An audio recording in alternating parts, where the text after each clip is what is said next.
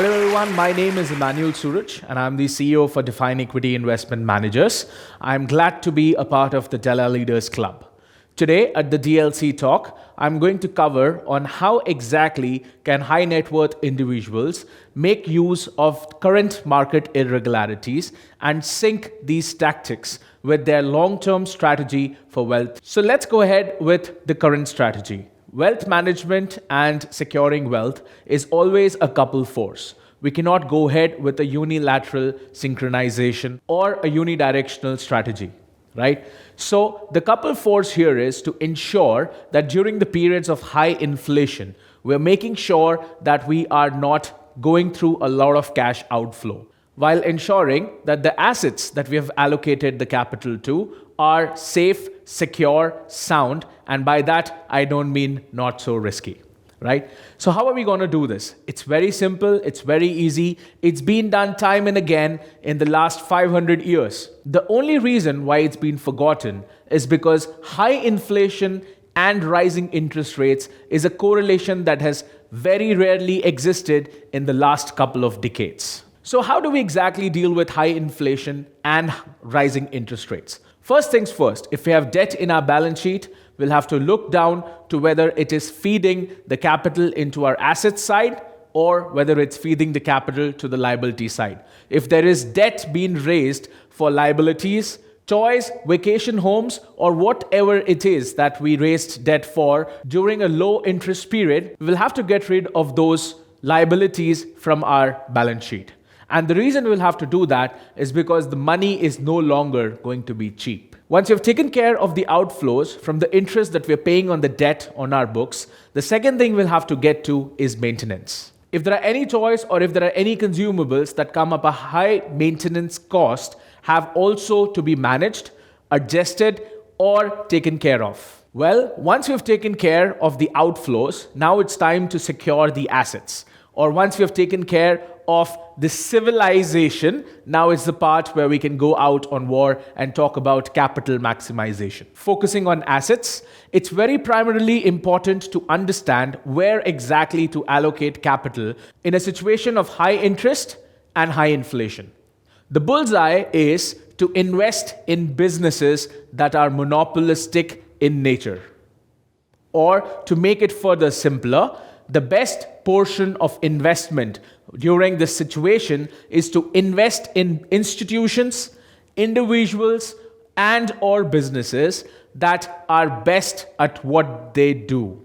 Irrespective of where the prices are gonna be placed in future, near or far, if there is an institute, individual, or a business that does absolutely amazing at what they do, or is the best at what they do, will get their share piece of the pie. Hence, if we have allocated our capital in such businesses which are either monopolistic in nature or have an advantage of quality in terms of service or a product, are always going to have an upper hand over all other ecosystem that they cater to.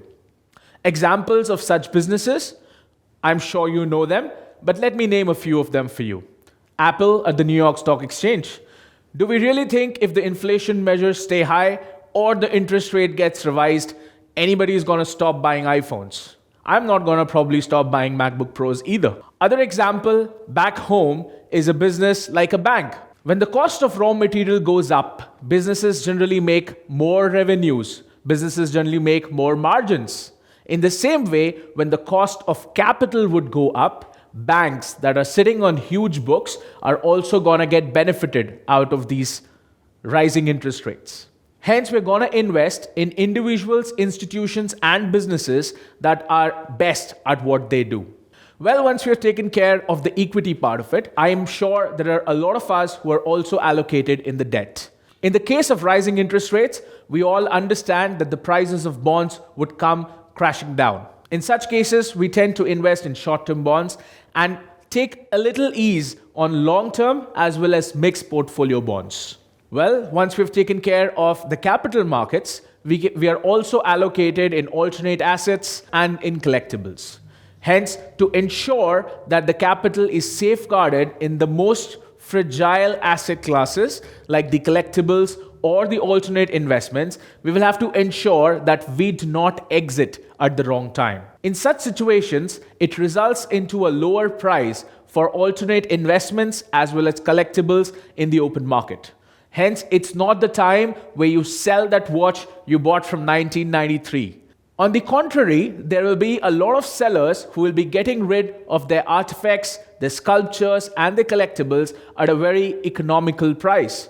So, if you find any of these collectibles at a value where you feel, or if your professional feels that is at a fair value, go ahead and grab it.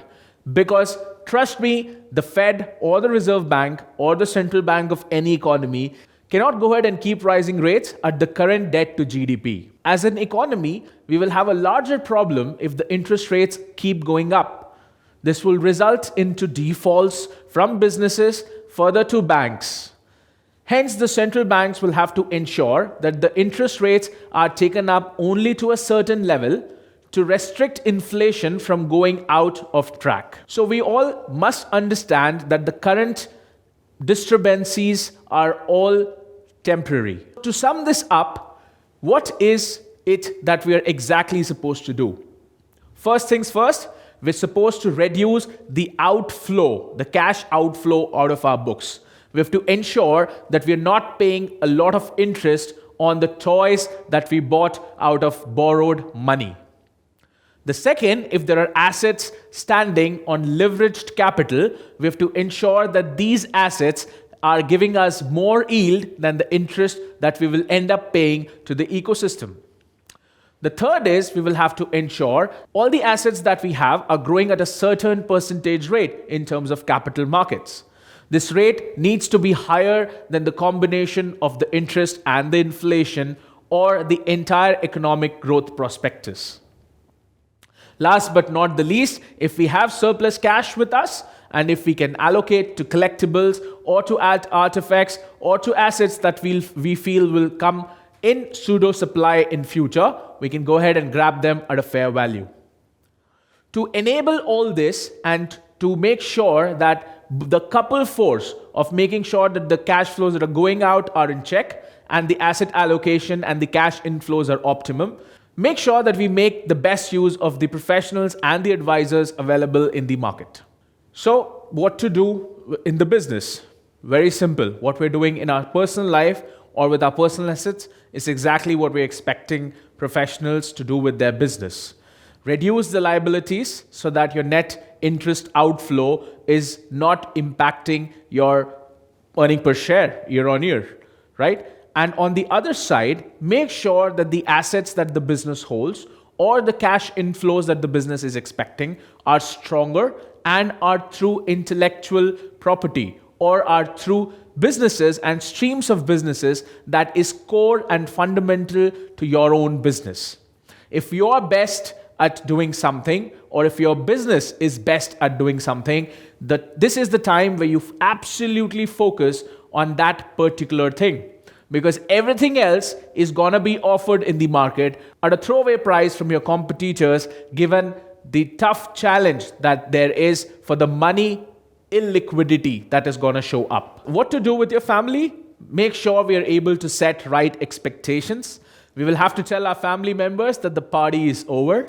We'll have to stop buying those toys that we used to buy using liabilities or probably the spare cash that was available at home and at work.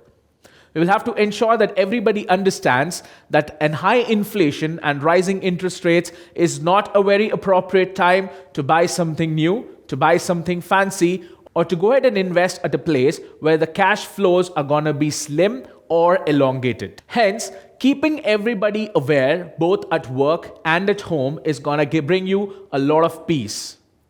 I ensure that at work and at home, everyone is aware of the geopolitical and the economic conditions so that their needs, their goals, and their demands are in sync with the possible needs and possible goals of me as an individual or of the family as a group. So now let's just focus simply on how to keep everyone aware. The best way to keep everyone aware is to be absolutely transparent with your professionals, with your inmates, and with your family. Make sure they understand everything that goes into the balance sheet if not the cash flow statements, and make sure that they understand the meaning and the gist of ensuring that there is less outflow for interest as well as less outflow for inflation as compared to outflow that is required to channelize capital into assets. Once we have achieved this, there will be a strong sense of spirit amongst the entire group of people you are surrounded with, and they are now working with you on the goal that is achievable. We will also have to ensure that everybody understands that these irregularities or these times of low cash stress are temporary. And we have weathered such situations earlier, and it's quite easily to be weathered in the future as well. We can also promise them that when times are great, we're going to go back on the spending spree and ensure that we buy all that we seek. Well, you see, when the tides are right and when the wind is in my direction, everything that I put my money on is going to bring me returns. These are the times where we must fall back and understand that it's no longer a play of speculation. Only professionals who have survived times like these earlier or have simulated such models in their investing theories earlier, or have read vigorously and understood of how investors in those eras have taken care of their capital, are the ones who know how to navigate through the storm. Relying on them, depending on them, and taking consultation from them is one way of ensuring that our cash, our assets, and our liabilities are all positioned to favor our long-term strategic wealth maximization goals. So to sum it all up, the bottom line is, in times like this, when there is low cash available in market, when the interest rates are high, to be able to borrow more, and when the inflation is high, to be able to expand and make sure the earnings grow, we will have to ensure that we are investing specifically in businesses that are absolutely a class apart, or we are allocating capital to things and to individuals who are best at what they do. On the other hand, we will have to make sure that our spending spree takes a break. How exactly can we use professionals in this? Well, we can always be transparent with them, and we can help them guide us or navigate us through the storm and ensure that we do not repeat the mistakes that were done earlier in similar conditions. And where else but DLC? A group of members who are absolutely specifically great at what they do. So signing off, Emmanuel Suraj here, and a message to all the DLC members. Make sure that what we do best is what we offer to our fellow members and to this world. Thank you.